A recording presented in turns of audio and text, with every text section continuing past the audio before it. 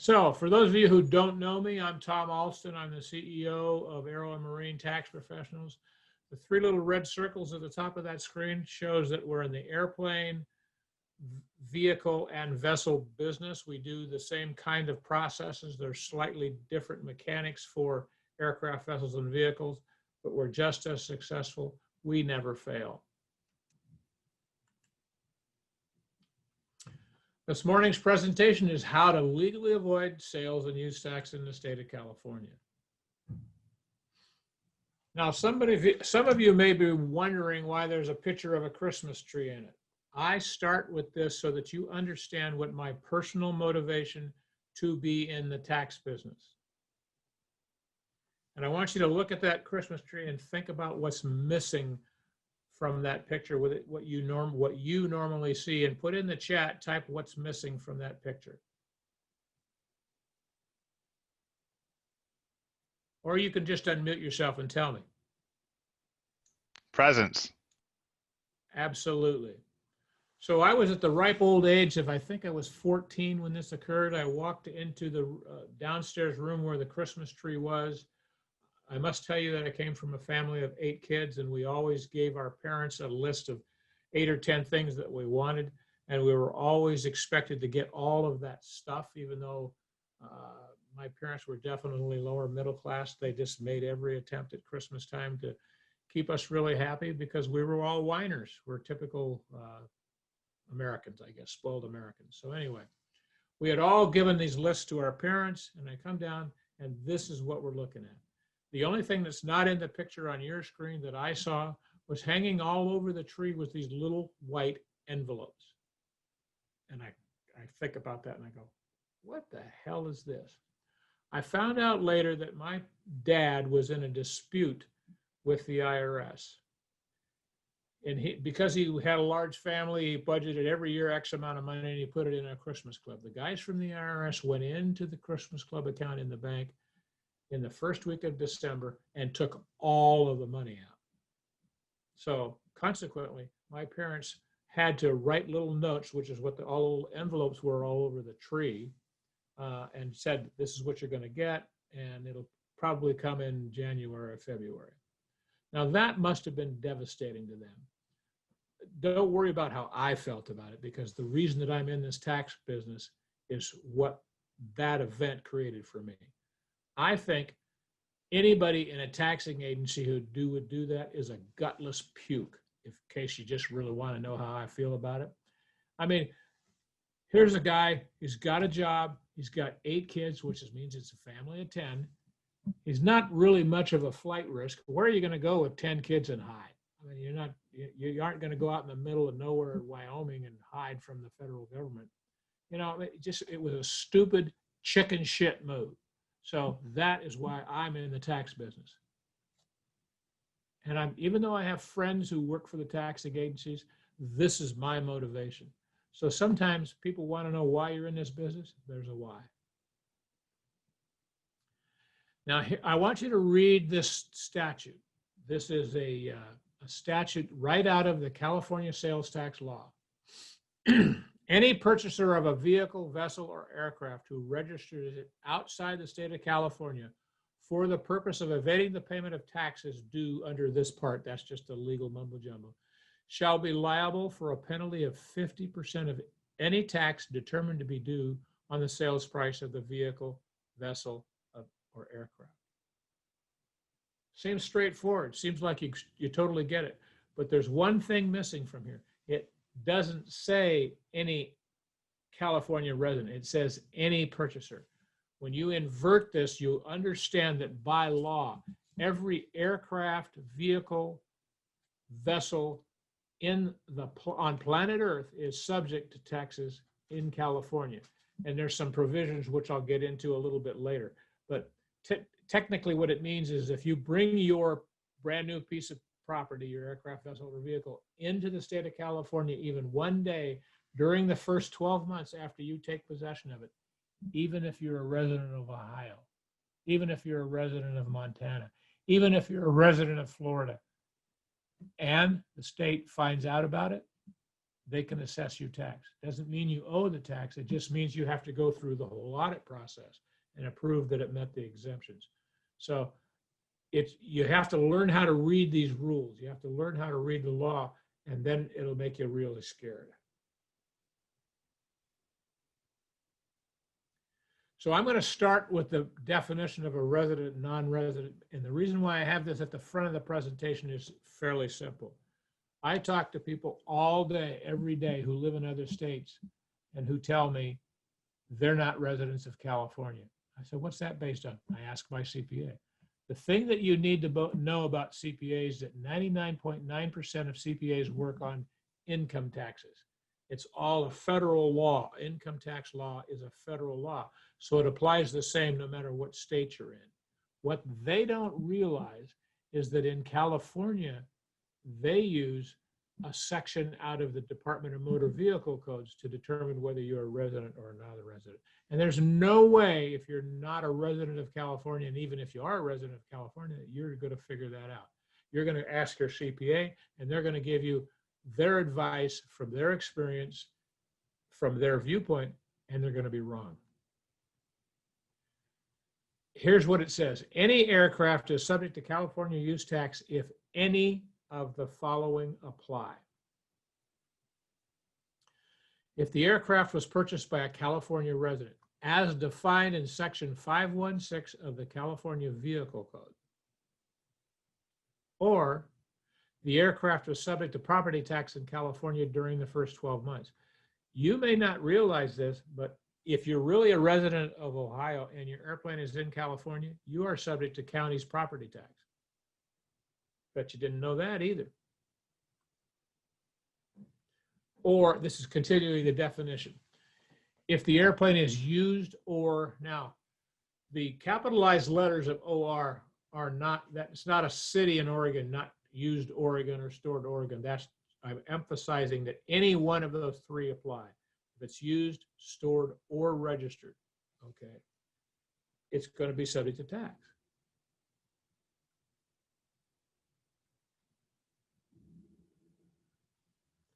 The following are evidence of residency for the purposes of the vehicle registration. Now we're going to go back and we're going to go through the DMV codes. Now, before we start this, I want you to flip hats. I want you to go through everything that I'm going to go with you from the viewpoint that you've just gotten a job with the state of California and you're working for the CDTFA. Used to be called the Board of Equalization, but now it's called the California Department Tax and Fee Administration. They're the ones who administer the use taxes on airplanes, vessels, and vehicles. You've just gone to work for them and you want to be a hero. You want to get promoted quickly. So therefore, you want to maximize the revenue. You want to raise the revenue.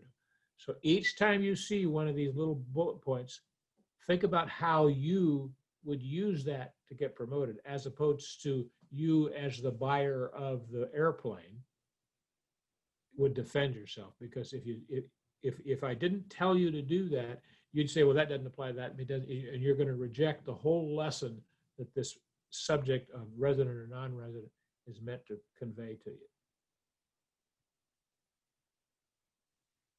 Address where registered to vote.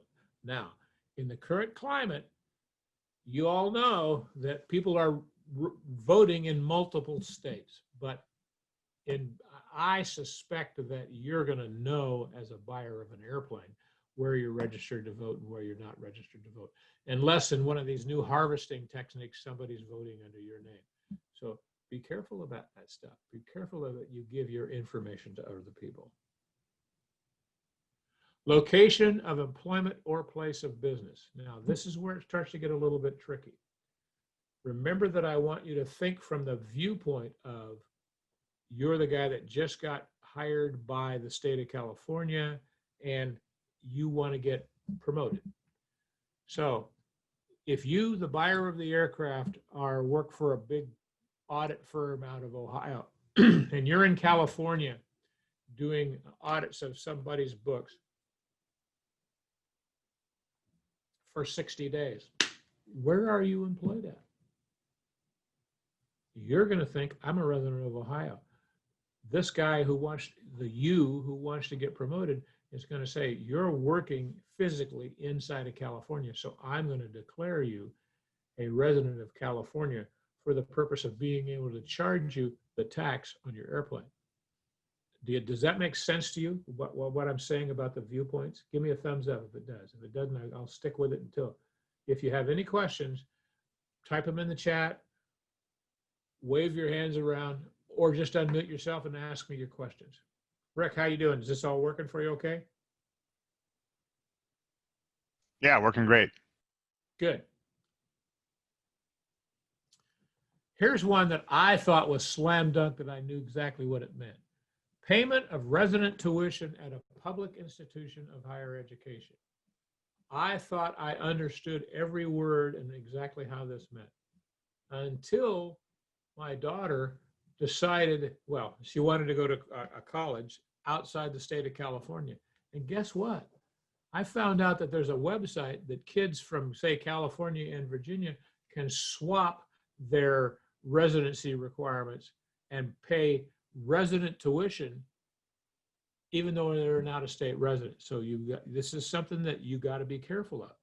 If you have a child you're a resident of Ohio and you have a child who's going, say, to Cal Berkeley, you're a resident of California. Why? Because you wanted to save some money on your college tuition that you're paying for your daughter. The simplest thing is make them pay for their own.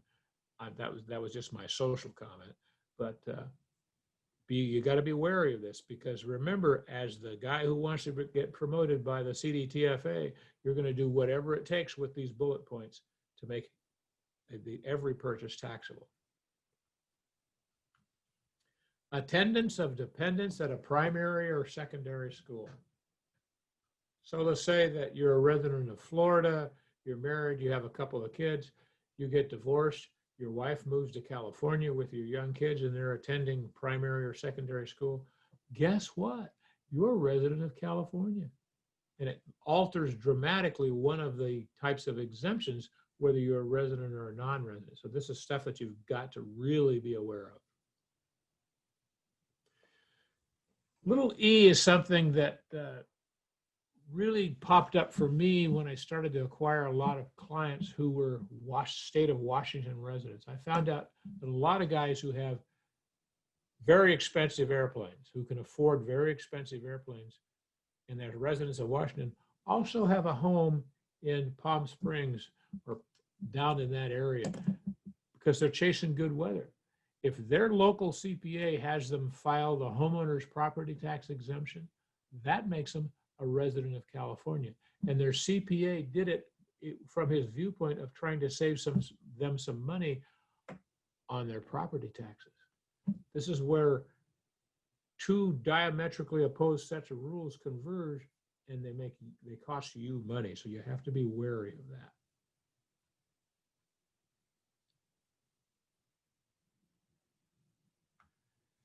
F is not as simple as it seems.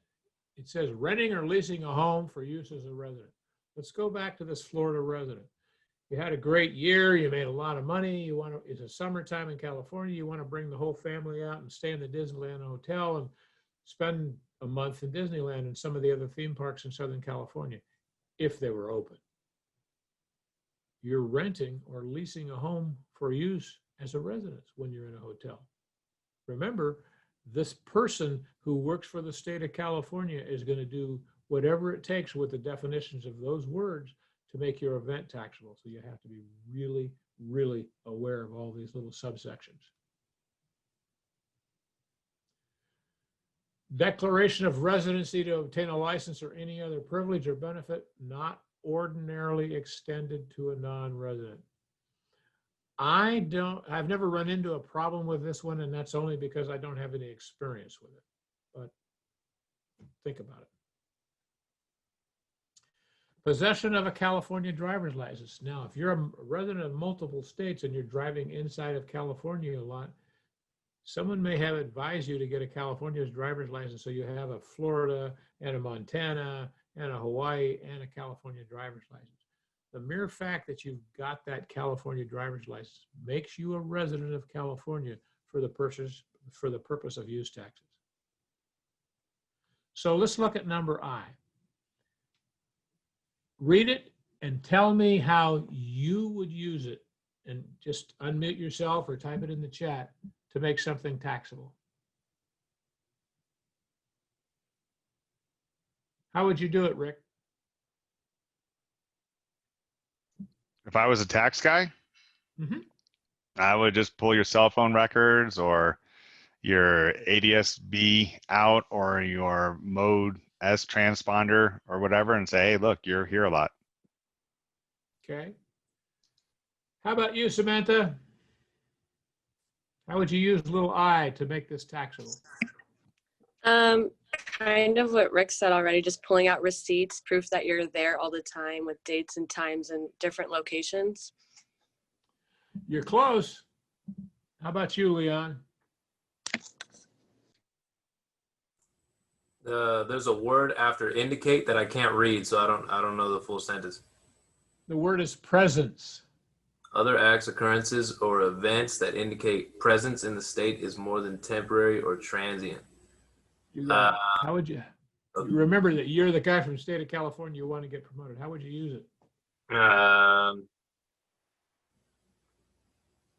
don't know. I would try to find a way to determine whether or not they stayed there long enough, but that's not a definite answer, so I'm not sure. Okay. So if I was a guy at the state of California and I looked at little I, I'd use it any way I want. I'd make up any story I wanted because it's very, very open-ended and vague. You all give me thumbs up if you agree with that. So that's the little I is going to trap you with someone who's really aggressive and trying to create taxable liabilities. So this is why I wanted to go over this definition of a resident and a non-resident. You are not going to get to decide. The state of California gets to decide, and this is what they're going to use against you. This is their weapon. Secondarily, for resident, non-resident, you need to be aware of the fact of all of the information that's available out on the internet, okay? Because if they discovered that the owners or shareholders of an out-of-state company are California residents, the state can decide to apply a 12-month requirement. And now when I get into the exemption explanations, the fact that I'm talking about a 12-month requirement will mean more to you. But you have to be very, very, very aware of this stuff. In fact, what I usually tell people is the way I want you to treat it is presume that the district attorney and a SWAT team just showed up at your house. They have you handcuffed, face down. I won't say anything about a knee being on your neck. Face down, standing around and pointing their automatic weapons at you, and they're going to kill you if you can't prove where your airplane was at every minute of every day during whatever test period it is. That is how serious I want to take it. I'm not trying to make you think that the state of California is sending out SWAT teams to collect sales and use taxes. I just want you to, the level of attention that you need to have on these details is really, really important to you. That's why it's really important that you hire us before you take possession, because we're going to take you through this slowly and make absolutely certain that you don't make any mistakes. Can I ask a question on that real quick? Go ahead. Is that a majority of the owners or shareholders, or any of the owners or shareholders, or how is that applied? I want you to presume that a 1% owner of a corporation, if you think with that level of margin of error, you're just being more secure with your documentation and your proof. Gotcha. I'm not saying for certain they're going to apply that way. I just want you to think with that level of care when it comes to you considering which kind of exemption you're going to use. Does that help, Rick? It does. Thank you. Okay. Here's the most interesting thing that you need to know about all this. And that is, what do the courts say about this? And this is going to shock you. This is absolutely going to shock you. I guarantee it. And take out your pen and your paper and write this down, because you need to have this information. The Supreme Court proclaimed that every citizen of the United States has a right as well as an obligation to avoid taxes. That means the Supreme Court decided that you're not a good citizen of the United States if you overpay your taxes. That's what that says. Clearly what it says. Now, I gave you a little sneak preview because I leaned on the space bar, but do you know when this decision was made? Did anybody see it? Anybody want to guess? How about you, Sam?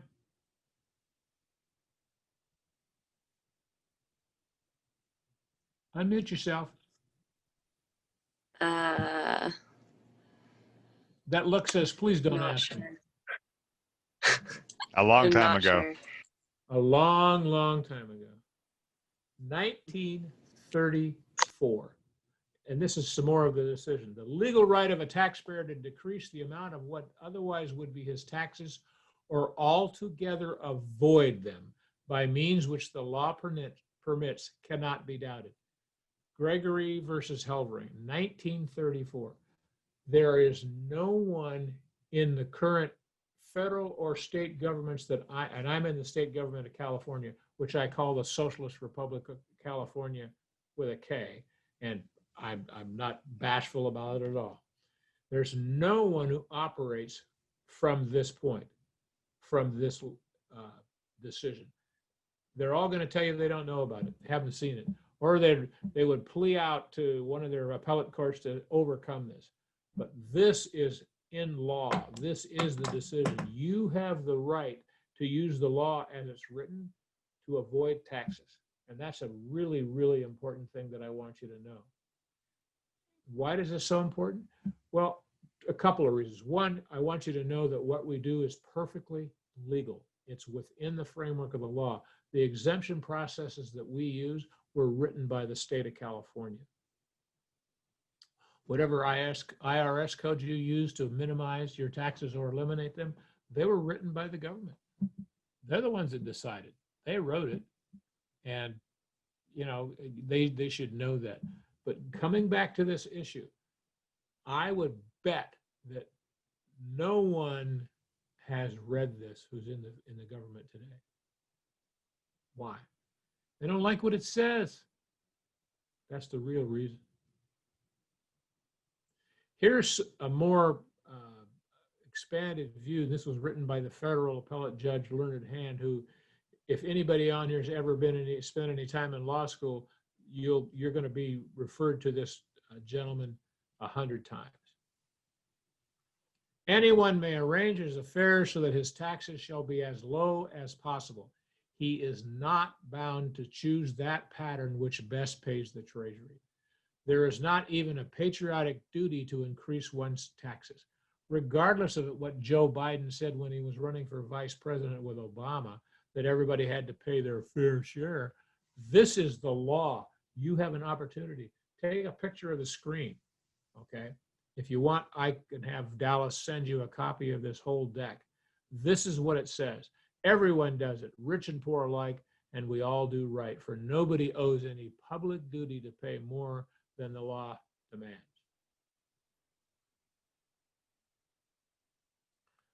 But you need to know what is against the law is evading taxes. 2 words, avoid and evade. Avoid means you use what's the language in the law, the systems in the law, and you follow those patterns and you document those patterns. And that's how you legally avoid taxes. Evasion is different. Evasion is tricky stuff, is not doing what you know is wrong and hiding, or, you know, just these 2 words are important because evading is tax fraud. I'm going to give you some definitions, and these are out of the California codes. The one thing you need to understand is what's the difference between sales tax and use tax, because you heard about, I've used both terms today, and it might have created a little bit of confusion on your part. Sales tax has a very narrow definition. In order for there to be a sales tax situation, sale in California, the property has to be delivered inside of California, and it has to be sold to you out of the inventory of someone with a California seller's permit. That's sales tax. Every other type of transaction is a use tax transaction. The rates are the same. You don't owe both. You owe one or the other. Okay. But that you've got, it's a very definition. I use sales tax in my advertising and promotion incorrectly a lot of times because the audience that I speak to knows the term sales tax, and there's lots of confusion about what use tax is. So I use sales tax just to make it really clear that our specialty, legally avoiding sales tax, is based on a transactions tax. Okay, you cannot legally avoid a sales tax purchase because if you take possession inside of California, the retailer who's selling you something out of his inventory, the tax is on him and he's going to collect it from you. And also in California, it's one of the states that the transactions tax is always based on the gross receipts.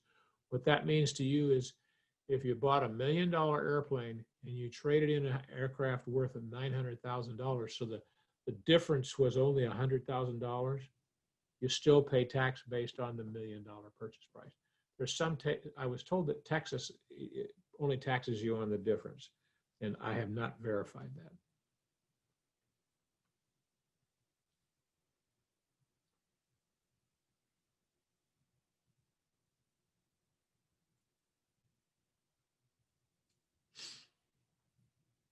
The real difference between sales tax and use tax is who the tax is on. Sales tax is imposed on the retailer. He has a right to reimburse himself from you. Use tax is automatically an obligation of the buyer. All of the interstate commerce and the principal use tax exemptions that we do are use tax transactions because they start with an outside the state delivery.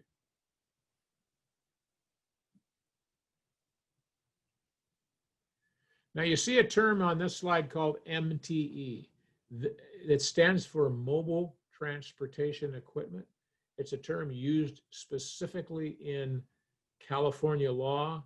And this is where you can get in trouble if you try to get a legal professional or CPA to help you with leasing and stuff like that inside of California, because it inverts who's responsible for the tax from the way it is in most other states. So you got to be aware of it. And the next slide, I'll show you the actual definition of what MTE is. But for the purpose of this demonstration, anytime you see the word MTE, just in your mind substitute the word aircraft, and this will help you. Mobile transportation equipment includes equipment such as railroad cars, locomotives, buses, trucks, truck tractors, truck trailers, dollies, bogies, chassis, reusable cargo shipping containers, aircraft and ships, and tangible personal property which is or becomes a component of such equipment. It does not include passenger vehicles. So if you're renting a car in California, it's not a passenger vehicle, is not technically mobile transportation equipment. So you'll notice on the receipts when you pay for your bill that there's California sales tax applied. So again, substitute the word aircraft. If you purchase an aircraft for use inside of California from an out-of-state dealer, you are liable for use tax and must file the tax return and pay the tax, unless you can file a claim using a company like ours where you document and support your claim for an exemption, or if the out-of-state dealer has nexus within the state of California. And right below that is the definition of nexus. Example is Cessna Aircraft, which is based in Wichita. When they had all these retail shops in California that were Cessna dealers, that gave them nexus. So they were the retailer. Just gave you by way of example.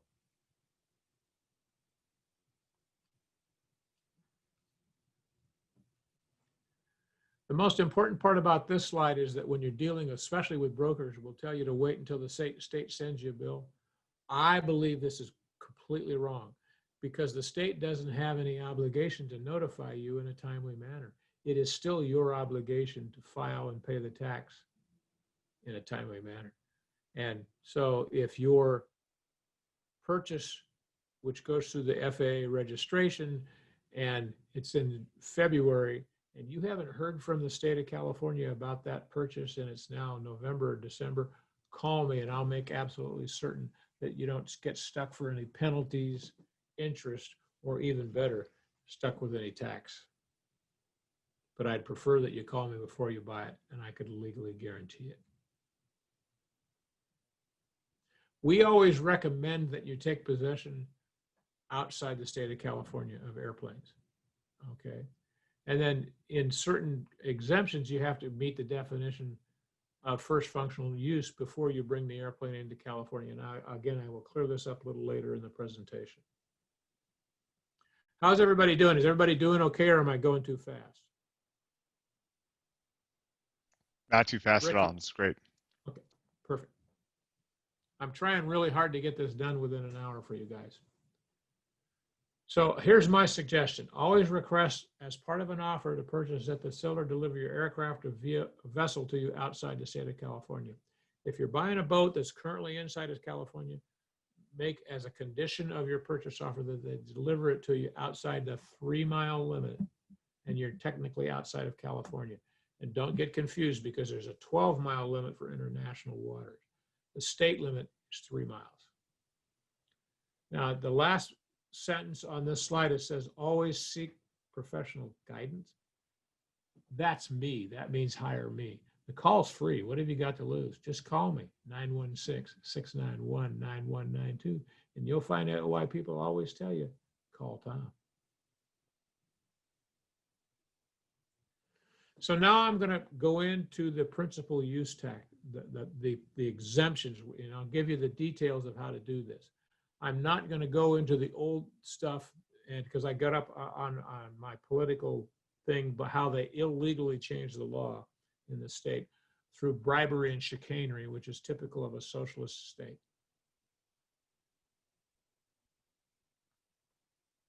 Before I start this, I'm going to announce something. And this is going out to the globe, and I want you guys to all listen to this. We have a new program here. If you hire us before you take possession,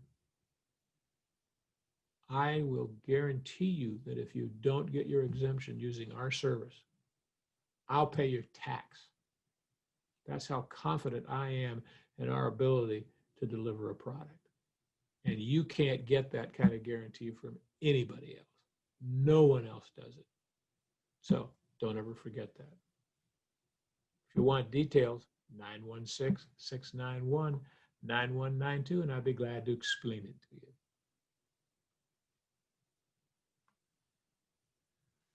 The principal use test has basically 2 steps for it. Well, this is the list of the exemptions. The principal use test, which is a 12-month test, basically, yeah, we use that one for a lot of boats, some airplanes. The one that we use for most airplanes is the Interstate and Foreign Commerce. We use that for airplanes, and we also use that for motor vehicles and motorhomes a lot. And in the airplane industry, we also have a common carrier exemption, which does not exist for vessels. So we're going to talk a little bit about the principal use test. Basic 2 steps. Starts with out of state possession, then it has a use and storage requirement. It is your responsibility to create the documentation that shows that your airplane never entered California at any time within the first 12 months. Most aircraft owners are not willing to do that, but this exemption is available to you, and you don't have to provide any business support.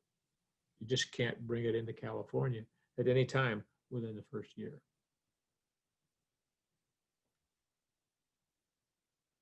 Now, this is where the resident, non-resident thing becomes very important, because if you're a California resident, and remember, we're going to go back to the state gets to decide, and it goes through all those little subsections out of the DMV code, then you're a resident of California, you have to leave it outside for the first 12 months.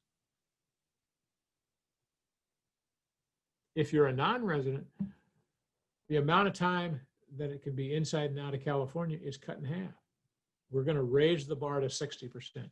Any state requirement based on percentages of it being 50% of the flight hours or 50% of the days, we always automatically raise that to 60%. Why? Creates a margin of error. That 10% margin of error is one of the reasons that we've done over 1,600 of these cases where people who hired us before they took possession and followed all of our instructions, not one of those 1,700 people have ever paid a dime in tax. And that's why I have this new program. Well, if you hire us under the new program, we call it the black card.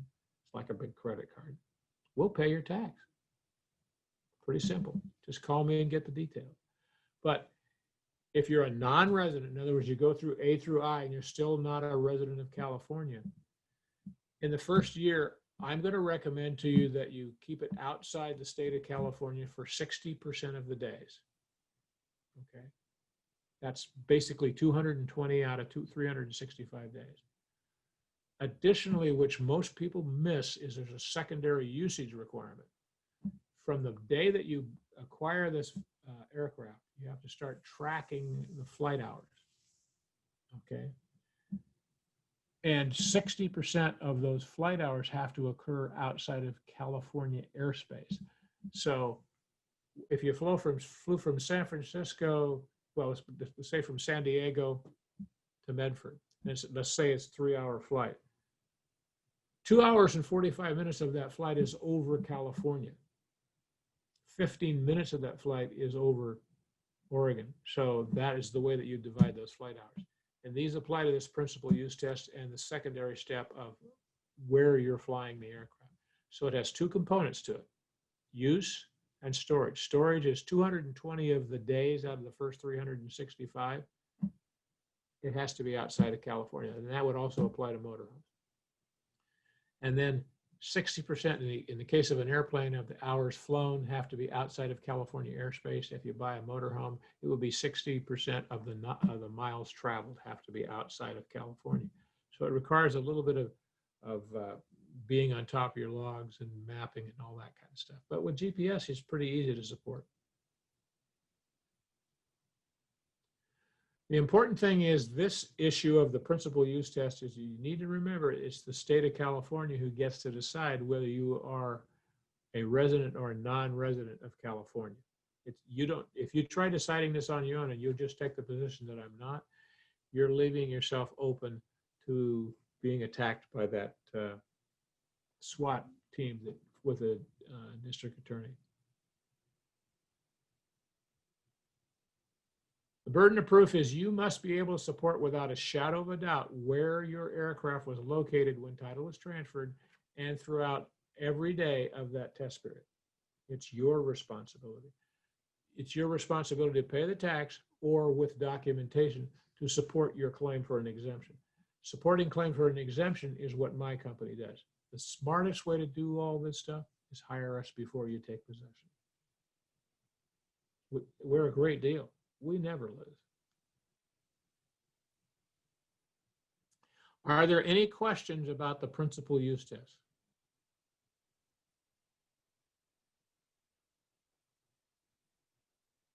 Leon, you got any questions? No, I'm good. Everything's sounding great. How about you, Seven? Nope, sounds good to me too. Rick? Makes sense so far. Okay, perfect. Now, when it comes to airplanes, there's a common carrier exemption, which means it's being operated by a Part 135 carrier. Most people that are my clients that get involved with this type of an exemption, they're private owners who lease their airplanes to a Part 135 carrier. So most of what I'm going to tell you is I'm treating you like the buyer who wants to have some use, some leasing use to a Part 135 carrier. This is the one exemption where you can actually take possession inside of California. I still won't recommend that you do that because a lot of times people who are doing the charter exemption, as I call it, we can because the charter test is 12 months long, we can use the principal, another test period called the Interstate Commerce Flight Hours test and cut your test period in half. So if you still have to start with the Interstate Commerce test, you have to start with possession outside the state. Where you start counting the flight hours on the common carrier test is first operational use. In other words, wherever you take possession, the very first time the wheels go up, that's first operational use. Within the first 12 months of operational use, more than 50% of the aircraft flight hours must be time flown in common carriage. Now, if you're a guy that a private owner who buys an airplane and you want to put it on someone else's certificate because you want some revenue generation, the danger of doing that is you put control over you getting your exemption in the hands of the common carriers. There's good ones and there's less than good ones. So be careful who you choose to be your partner. There's not a lot of unscrupulous charter operators because they don't last very long, but just be aware of that. They're in control of all of your documentation. The way that you establish the hours flown in common carriage is the charter operator has to give to you all of his receipts that he gives right to his retail customers, because that's how you support that the airplane was being flown in common carriage. And a lot of guys don't like to, a lot of charter operators don't like to give up their documentation. If you want to go into agreement with him and not get his documentation, just pay the tax. I mean, that's your choice. Get the documentation or pay the tax. There's two parts to every transaction. There's the form and there's the substance, okay? The substance of a transaction is what actually happens. If you were there at every event that occurred in your mind, you would know and have pictures of and memories of the substance. The state of California is not interested in what you know. They're interested in the documentation. That's the form.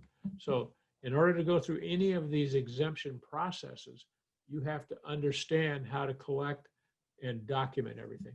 And that's why you should hire somebody like us, because that's what we do. And we're really, really good at it.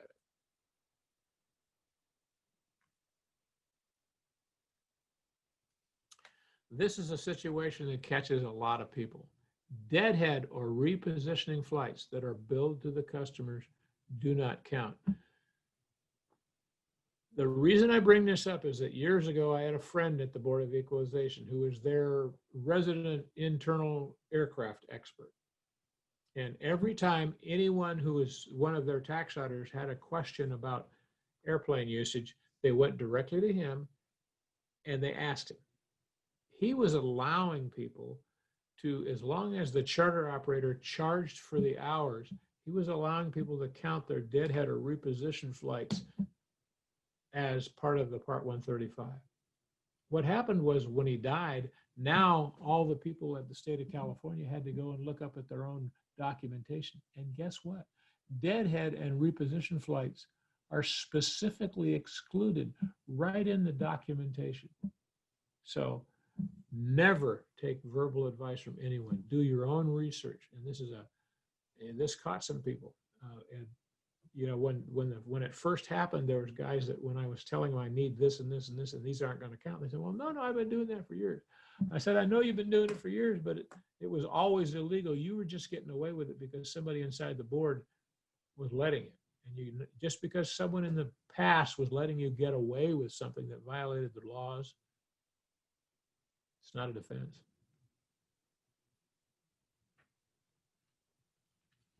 Here's the baby that I like, commercial interstate flight hours test. We do this 99.9% of the time with airplane owners. Why do I like this one? You technically could have the airplane inside of California every night of the test period, which in this case is only 6 months, and still legally avoid paying the tax. All of the restrictions that apply to the principal use test about ownership and property taxes and residents and non-residents, they don't have anything to do with this exemption. It's pretty simple. There's 3 qualifying steps. All of the flight hours involved in the qualifying steps are not, I emphasize, not part of the test period. Excuse me, I'm getting all dry.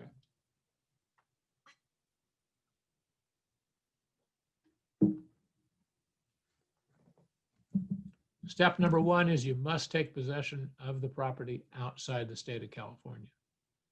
Step number 2 is that you must make a first functional use flight before you enter the state of California. Let's hypothetically say that you took possession in Medford, Oregon, and you're using the commercial interstate flight hours test. You'd fly from Oregon to another state outside of Oregon for business, and it can't be into California. So let's go to Reno, Nevada, and say that you own one of the casinos there. Wouldn't that be cool? Yeah, I'd like to own all of them. So you fly from Medford to Reno go visit one of your businesses, which makes it a business flight. And in most cases, if you're flying a jet and certain large prop aircraft, anything with a jet engine or a turbine engine, or more than 6 seats, there has to be a passenger on that first functional use. Just think that you always need a passenger on that first functional use flight. The thing that will catch you is that if you're buying a jet that has 2 pilots, there still has to be an extra person. You can't, the co-pilot can't be considered a passenger. So first step, qualifying step is out-of-state possession. Second qualifying step is an interstate flight for business use with a passenger on board, which is known as first functional use. The third step is that you bring it into California. Let's say you come into Van Nuys, you land, you purchase fuel. The fuel receipt has a date, location, and tail number on it. The date on that fuel receipt starts your test period. It also starts the clock for counting your flight hours. All of the flight hours in the qualifying period are not part of the test period. So when you land in California, the test period starts, and at that point you have 0.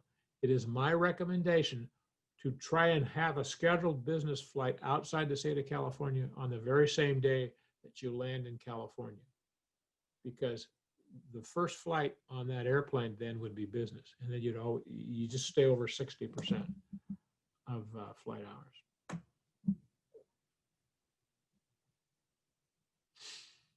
There's a listing of the qualifying steps. Any questions at this point? How's everybody doing? Good. If you're doing okay, give me a thumbs up. All right. So the requirements are that the aircraft must be flown in interstate commerce for more than half of the flight hours accumulated during the 6 months. Unlike the charter test, it's only 6 months. Okay. And there's not exclusions of certain kind of hours. The total amount of hours flown on that airplane are always the gross total. Multiply that times 0.6, and that's what I want you to come up with. Again, we're creating a margin of error. Why do I create margins of error? Because airplane owners tend to be very successful business people who are classic A types. You grew up, you became successful by coloring outside the lines. And by definition, if you're flying your own airplane, you're constantly pushing the envelope. So if I tell you 50%, you're going to bring it in at 51%. I'm going to tell you this right now. This is a warning to the entire world. If you turn in an exemption that requires 50% usage in a category at 51%, the tax auditor is going to start wringing his hands, because he knows he only has to disqualify enough of your flights to make it taxable. So by adding the 60%, that margin of error is to protect you from yourself. And that's also another reason why we never lose. First functional use is a term entirely created by the state of California. It must happen before entering California. And the definition of first functional use depends on what type of aircraft. What changes in the definition of the first functional use is the passenger requirement. If the airplane has a jet engine, a turbine engine, or if it's a reciprocating engine and has more than 6 seats, there must be a passenger on that first functional use flight. And surprisingly enough, that is the only flight during the entire 6-month test period that you're required to have a passenger.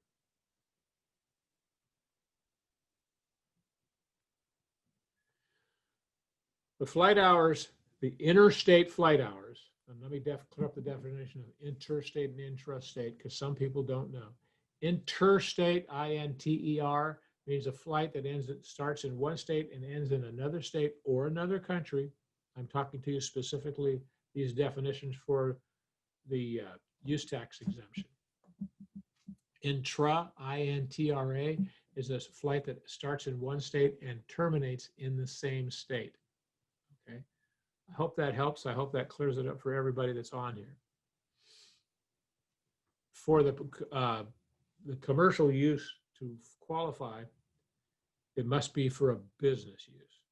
Okay. In other words, if you flew an interstate flight and took your family to Aspen to go skiing, that would be a non-commercial flight, and all those hours, all the round trip hours, would be on the bad side of the test.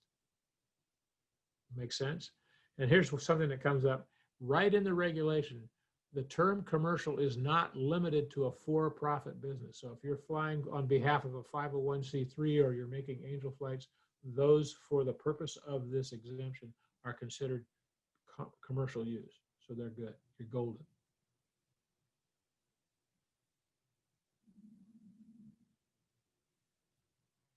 So I put this slide in here about our new program. It's called the Black Card. We're so confident that if you hire us before you take possession and follow all of our instructions, okay, and it fails, we'll pay your sales tax. We're really confident around here. We are absolutely confident that we can help you. And if you're really interested in this stuff, just call us and ask us about the Black Card program. Okay, some people at this point usually ask me, how do we do this? So I'm going to tell you as quickly as possible. How are we doing for time, Dallas? Dallas, how much time do we have? So you have about 7 minutes. Okay. When you hire us, we're going to send you an initial letter that takes you through the entire test period, the 6-month test period. Okay. And when we assign you your consultant's going to go over that letter with you.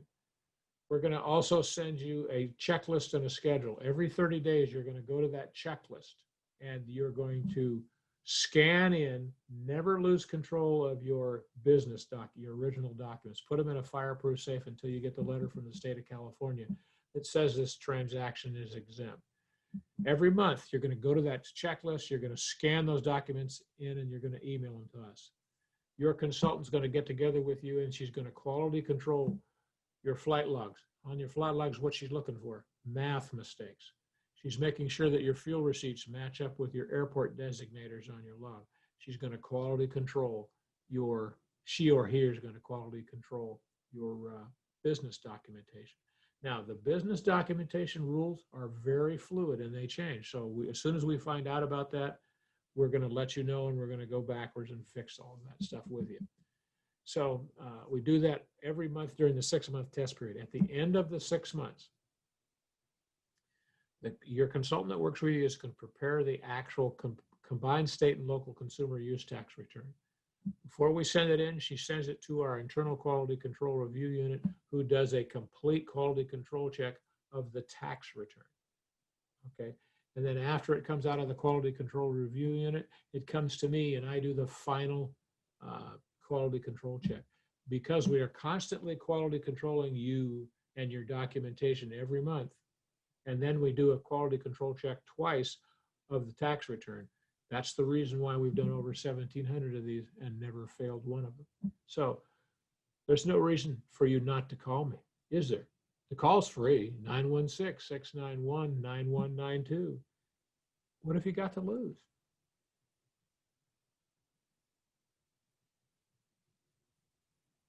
In California, the sales tax can be as high as 10%. Come on. Why unjustly enrich the state of California? I'll bet they're spending some of your tax money on things you don't like. I don't want them to have any. Are there any questions on anything that I covered?